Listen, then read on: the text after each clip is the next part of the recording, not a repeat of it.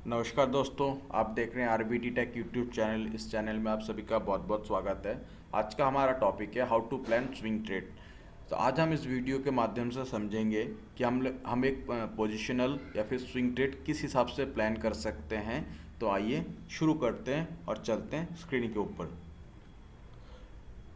दोस्तों, ये दालमिया भारत का चार्ट है और इस चार्ट के ऊपर हम कोशिश करेंगे और सीखने की और समझने की कि हम लोग एक स्विंग ट्रेड को कैसे प्लान कर सकते हैं। तो आइए शुरू करते हैं। एक स्विंग ट्रेड प्लान करने के लिए सबसे पहले हमें ये देखना होता है जो हायर टाइम फ्रेम है, मंथली वीकली पे क्या चल रहा है, उसको देखने के बाद ही हम डिसीजन ले पाते हैं कि हमें किधर अपना पोजीशन बनाना है।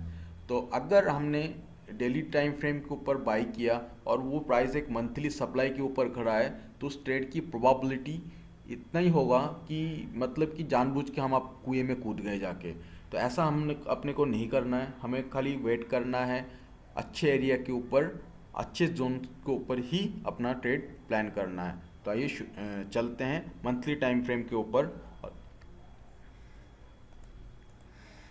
देखिए, ये मंथली टाइम फ्रेम है। हर एक कैंडल एक महीने को रिप्रेजेंट कर रहा है। तो हम इस मंथली टाइम फ्रेम के ऊपर सबसे पहले डिमांड जोन देखेंगे जो बिल्कुल फ्रेश होना चाहिए। तो हम देखते हैं, हम यहाँ से लेफ्ट हैंड को आते हैं तो कहाँ पे ये एक डिमांड जोन है, तो इसे हम मार्क करते हैं। तो ये एक मंथली डिमांड है, सॉरी, ये एक मंथली डिमांड है। अब इसके बाद हम मंथली सप्लाई को देखने की कोशिश करते हैं। यहाँ पे कोई मंथली सप्लाई नहीं है, तो चलते हैं वीकली टाइम फ्रेम के ऊपर। और वीकली टाइम फ्रेम के ऊपर आने के बाद हमें फिर से वही सप्लाई और डिमांड ढूंढना है। अभी हम यहाँ पे खड़े हैं, यहाँ से हमें एक सप्लाई देखना है। अच्छी सप्लाई कहाँ पे है? अच्छा सप्लाई यहाँ पे है, तो हम इसे मार्क करते हैं। ये हमारा एक सप्लाई जोन है और ये भी एक सप्लाई जोन है, हम इसे भी मार्क करते हैं। और ये सप्लाई जोन इतना स्ट्रॉन्ग नहीं है। और एक अभी हम डिमांड जोन को देखते हैं। डिमांड कहाँ पे है? एक डिमांड जोन यहाँ पे है जो मंथली जोन के साथ ही है। तो ये हमारे लिए अच्छा है कि वहाँ पे मंथली डिमांड भी और वीकली डिमांड भी है। तो अब हमें इससे यह पता लग गया है और पता चल गया है कि मंथली टाइम फ्रेम और वीकली टाइम फ्रेम के ऊपर कहाँ डिमांड और कहाँ सप्लाई है। अब हम देखेंगे कि डेली में हम कहाँ पे खड़े हैं।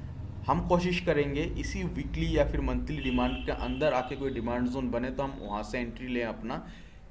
और ऐसा नहीं कि हमें मालूम नहीं है हम यहाँ पे बाइंग प्लान कर रहे हैं और ऊपर एक सप्लाई एरिया खड़ा हो, हमें ऐसा बिल्कुल नहीं करना, अवॉइड करना है। और हमें हमेशा हायर टाइम फ्रेम को चेक कर लेना है।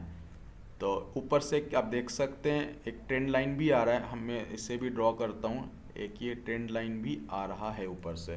तो अब चलते हैं डेली टाइम फ्रेम के ऊपर और इस ट्रेंड लाइन को मैं थोड़ा एडजस्ट कर देता हूँ प्रॉपरली। ये हमने एडजस्ट कर लिया है। अब देखते हैं कि डेली टाइम फ्रेम के ऊपर प्राइस कहाँ पे है।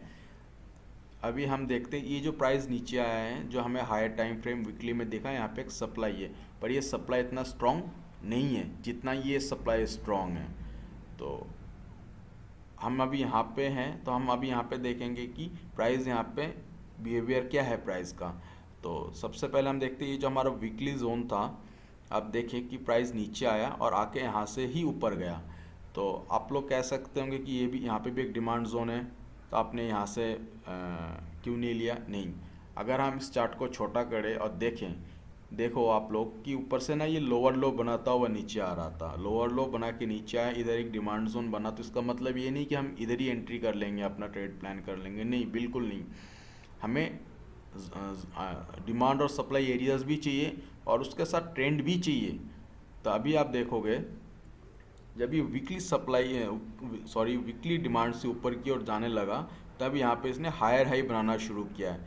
लो हाई, लो हाई, इसने अपना प्रीवियस लो को मेंटेन किया, उसके ऊपर एक लो लगाया, उसके ऊपर हाई को तोड़ के ऊपर की ओर निकल गया। तो हमें यहाँ पे क्या दिखता है? एक डबल बॉटम पैटर्न भी दिखता है और यहाँ पे एक डिमांड जोन भी है, एक डिमांड जोन भी है। तो यहाँ पे भी एक डिमांड जोन है, यहाँ पे भी एक डिमांड जोन है। अभी ये डिमांड जोन क्या था, जो हमारी डबल बॉटम बना था, इसका नेक लाइन के सामने ही ये एक डिमांड जोन है, पर ये डिमांड जोन इतना स्ट्रॉन्ग नहीं है। आप अगर इसका देखेंगे, एक्साइटिंग कैंडल, बेसिक कैंडल, उसके बाद एक्साइटिंग कैंडल, बट कैंडल एक ही है। उसके बाद जो फॉलो थ्रू है, फॉलो थ्रू अच्छा नहीं है इसमें, ये जोन इतना अच्छा नहीं है। यहाँ पे हम अपना इंटरडे प्लान कर सकते हैं अगर छोटे टाइम फ्रेम के ऊपर कोई डिमांड जोन बनता है तो, बट इस जोन के मुकाबले में ये जोन काफ़ी ज़्यादा स्ट्रॉन्ग है। तो मैं यही प्लान करूँगा कि प्राइस वापस इधर आए और यहाँ से ऊपर की ओर निकल जाए, या फिर एक तरीका और भी हो सकता है कि प्राइस यहाँ से हायर हाई बना के स्टैंड लाइन को ब्रेकआउट करे, हम लोग वहाँ से भी एक प्लान कर सकते हैं। तो हाँ, हायर हाई बोले तो कैसे, मैं समझाने की कोशिश करता हूँ। इस तरीके से अगर ये ट्रेंड लाइन को ब्रेक करता है तो हम इधर से भी एक ट्रेड प्लान कर सकते हैं। तो जब भी हम ट्रेड प्लान करें, हमारे माइंड में ये होना चाहिए हमेशा कि ट्रेंड क्या है और हायर टाइम फ्रेम के ऊपर कौन सा एरिया है, अभी सप्लाई है या डिमांड है। तो मैं आशा करता हूँ ये दी गई जानकारी आप लोगों को अच्छा लगा होगा, और अगर अच्छा लगे तो प्लीज़ मुझे सपोर्ट कीजिए। अपना ख्याल रखिए, मिलते हैं अगले वीडियो में, तब तक के लिए थैंक यू वेरी मच।